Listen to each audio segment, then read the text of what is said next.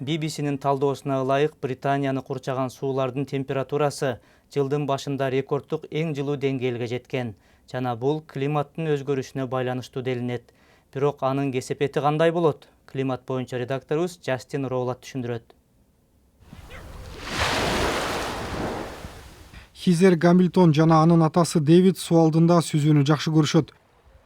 Хизер балалыгынан бери эле атасы менен жума сайын Корнуоллдун тегерегиндеги деңиздерде сүзүп жүрчү. Бирок соңку жылдары алар чоң өзгөрүүлөрдү байкашкан.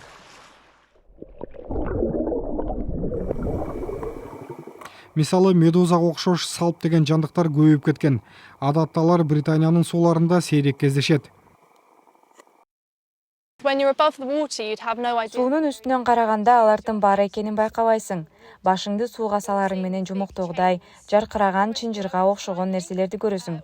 Алар бири-бири менен айкалышып, агым менен кошо айланышат. Аларды көргөндө укмуштуудай сезим болгон. Буга чейин андай нерсени эч качан көргөн эмесмин. Ошондой эле ал жакта жүздөгөн сегиз аяктар да бар. Мен 30 жылдан бери сууда сүзөм. Эч качан осьминогторду көргөн эмесмин. Биринчи жолу былтыр жайында көрдүм. Анан Хизер экөөбүз ушул жылы көрдүк.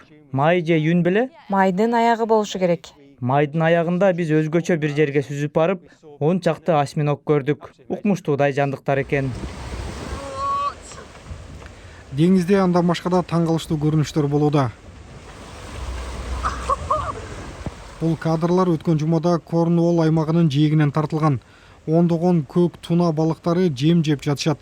Бул балыктар Британиянын сууларында болжол менен 10 жыл мурун пайда болгон. Көк туна балыгынын узундугу 3 метрге чейин жетип, салмагы жарым тоннага жетет. Жергиликтүү жигиттер Харри менен досу Олли акыркы 5 жылда чогуу балык уулап, кызыктуу учурларын тасмага тартып интернетке жүктөп турушат. Кээде бир эле балык чыгат.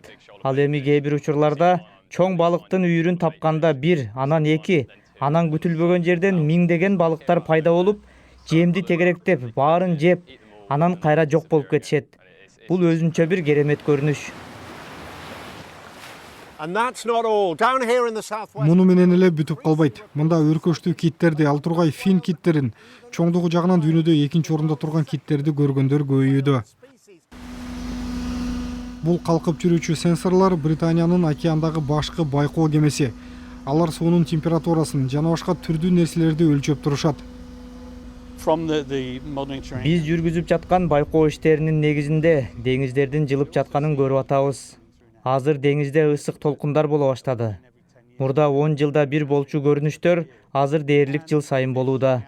Ушундан улам Британиянын айланасындагы сууларда башка балыктар менен жандыктар пайда болууда. Түштүк жактан жылуу сууну жактырган кальмар, анчоус жана тригер балыктары келе баштады. Бирок деңиздердин жылышы жаңы түрлөрдү гана алып келбейт. Уитстабл шаарчасынын балыкчылары деңиздин мындай ысык толкунунун таасирин биринчи жолу көрүүдө. Эгер 10 метрден тайыз жерге тор таштасаң, эч нерсе кармай албайсың.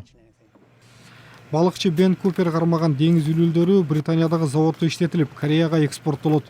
2022 жылга чейин баары жакшы болчу дейт ал.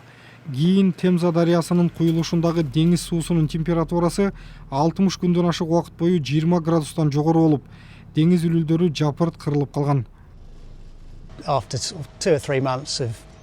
2-3 ай улоо начар болгондуктан кайыктардын бирөөсүн сатууга туура келди.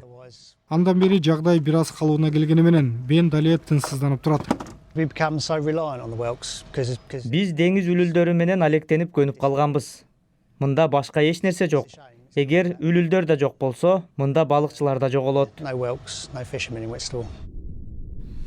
Деңиздердин жылышы кээде кызыктуу жаңы түрлөрдү алып келиши мүмкүн. Бирок алар деңиз экосистемасына жана алардан көз каранды болгон адамдардын жашоосуна зыян келтириши мүмкүн экенинен кабар берет.